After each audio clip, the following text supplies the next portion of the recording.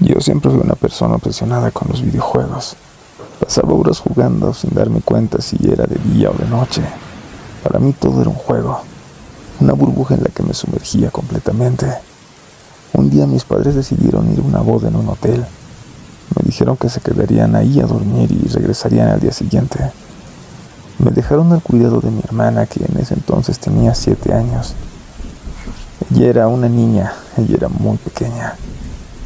Esa noche, como cualquier otra, me senté frente a la computadora, encendí la PC. Estaba completamente decidido a jugar Resident Evil 4 en modo maratón. Mientras tanto, mi hermana jugaba con sus Barbies en la sala y veía televisión a todo volumen, riendo con su tono inocente. Yo me metí en mi cuarto, me coloqué los auriculares y me sumergí en el mundo de los juegos. De repente, en un abrir y cerrar de ojos, me di cuenta de que ya era la 1 de la mañana. Me quité los auriculares para descansar, pero cuando los retiré me sorprendió lo que escuché. Risas de mi hermana, tan claras y nítidas como siempre. Seguían retumbando en mi cabeza, pero era imposible que siguiera despierta. Normalmente ella se dormía alrededor de las 10 de la noche. Al principio pensé que quizás era el cansancio que comenzaba a afectar mi mente, pero no podía dejar de escuchar la risa. Aunque algo en mi interior me decía que no debía seguir ignorándolo. Me puse los auriculares de nuevo y seguí jugando, decidido a terminar el juego en una sola sesión, sin pensar nada más. 2 horas después ya eran las 3 y decidí tomar un pequeño descanso, pero cuando los retiré, lo único que escuchaba era la tele a todo volumen, nuevamente acompañada de las risas inocentes de mi hermana. Intrigado bajé al segundo piso para ver qué estaba pasando, cuando un vacío en mi pecho me invadió. Todo estaba en un silencio tan profundo que nunca había estado. Era el silencio más extraño y abrumador que jamás había sentido. El sonido de la televisión había cesado, las risas habían desaparecido. Me acerqué a la puerta del cuarto de mi hermana, que normalmente solía estar cerrada, pero esta vez estaba abierta. Al abrir la puerta me encontré con que no había absolutamente nadie en el cuarto. Mi hermana no estaba allí, la televisión estaba apagada y la habitación estaba vacía. Mi mente entró en pánico, salí corriendo al tercer piso y lo primero que hice fue tomar mi teléfono móvil. Abrí el WhatsApp para intentar llamar a mis papás preguntando por mi hermana, pero cuando vi las notificaciones me paralicé.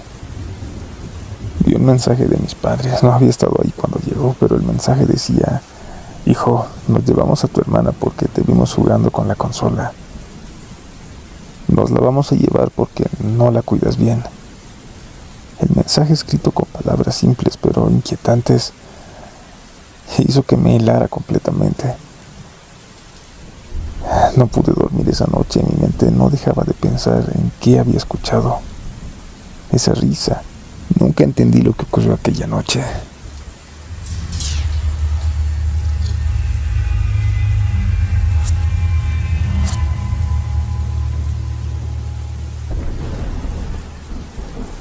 Cuando tenía aproximadamente 10 meses de nacida, mis papás decidieron ir de vacaciones a un pequeño rancho donde sigue viviendo mi tía. En ese entonces aún no me habían bautizado, y ese día, debido a una serie de sucesos, mis papás tuvieron que hacerlo lo más rápido posible. Toda mi familia había ido al ranchito, a una pequeña casa donde a menudo nos quedábamos a dormir en la cocina. Esa noche nos tocó dormir ahí. Lo más curioso es que hacía muchísimo frío, algo inusual para la época.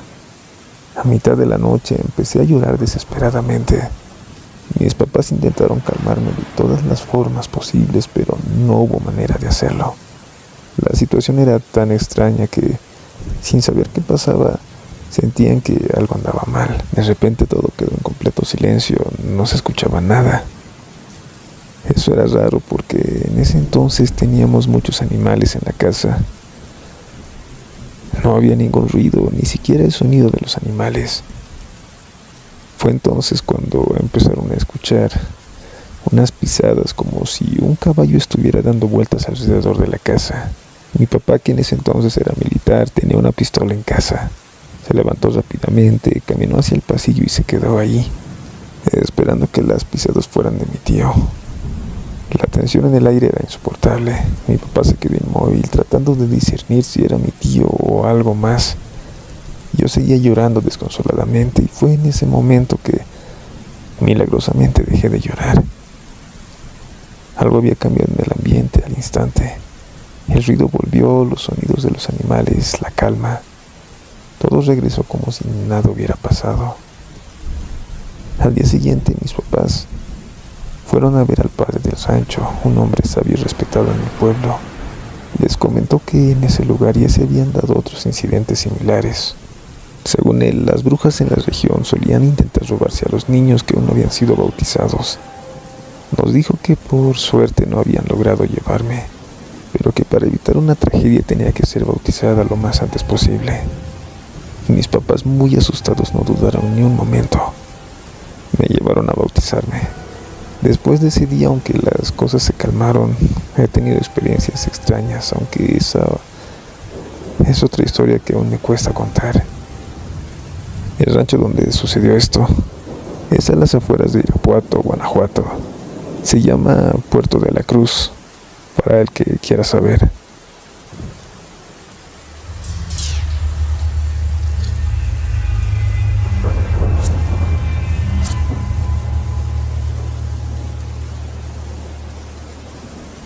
Mi padre y sus amigos, junto con algunos familiares, cada año realizan una caminata a pie desde el Ajusco hasta la iglesia de Chalma en el Estado de México.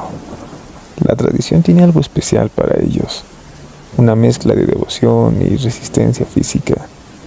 El plan es salir de Ajusco cerca de las 8 de la noche, cuando ya casi no hay caminos.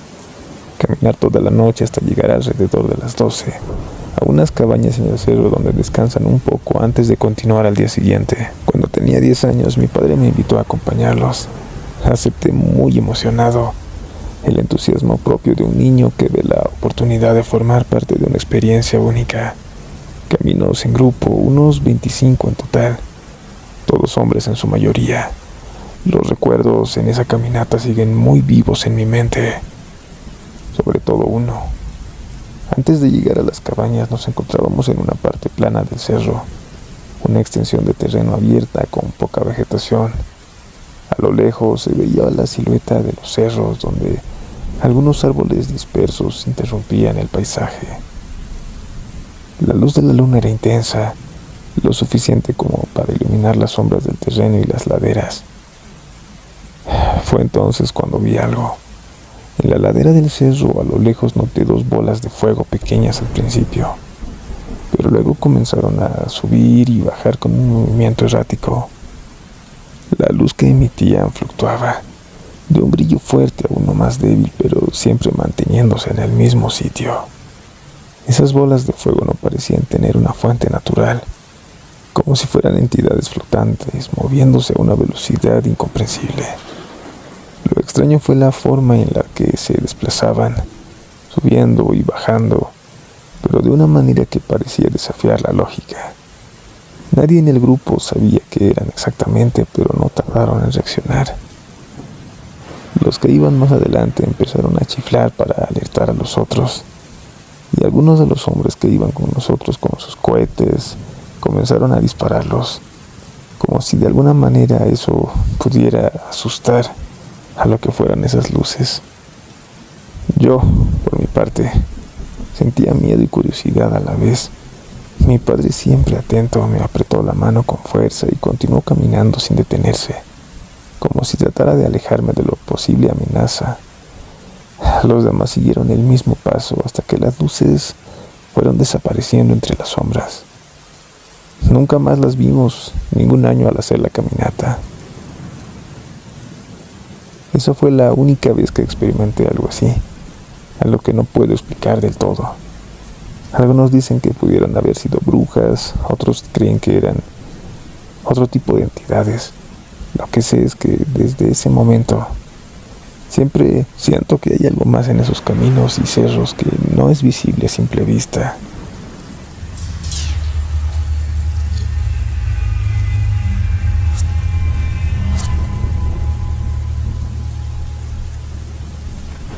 Hay un recuerdo extraño que compartíamos todos los que estábamos en esa calle, algo que parece no tener explicación.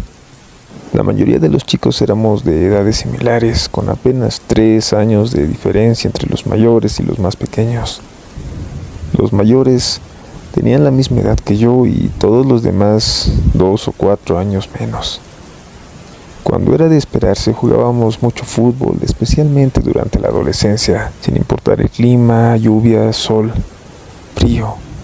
Siempre estábamos ahí, todos los días jugando hasta que se hacía muy tarde.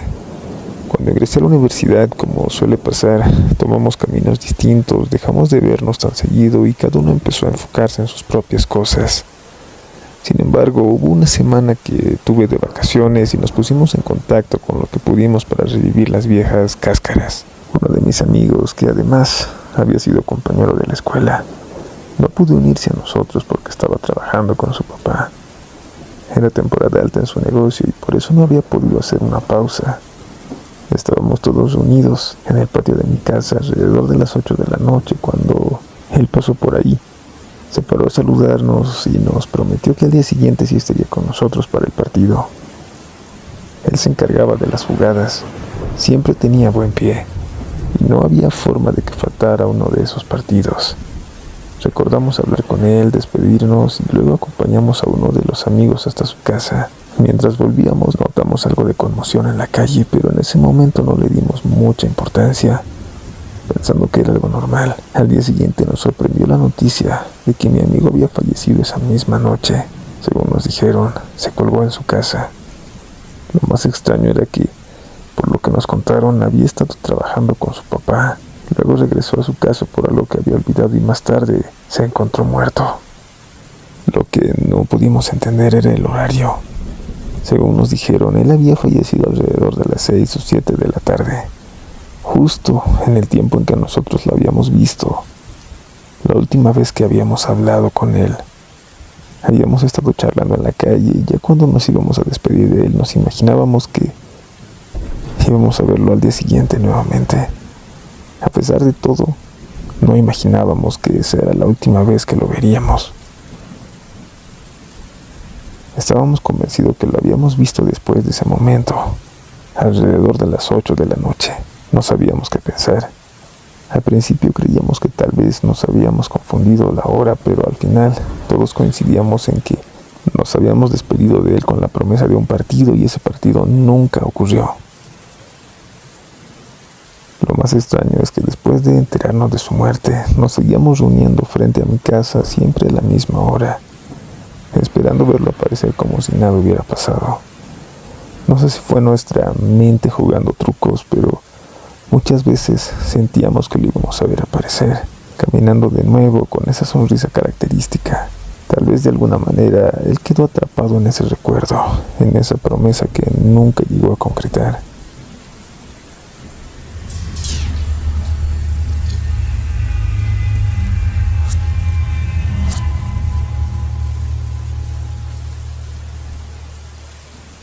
Durante un tiempo trabajé horas extras, lejos de casa.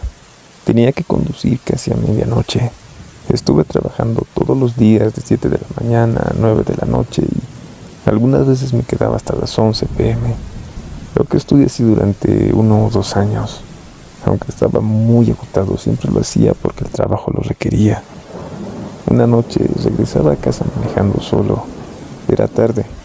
Había pocos autos en la carretera y ya me estaba quedando dormido al volante, cosa que sucedía con frecuencia debido a mi cansancio. De repente, en la orilla de la carretera comencé a ver muchas personas de pie. Eran figuras difusas, muy claras a la distancia.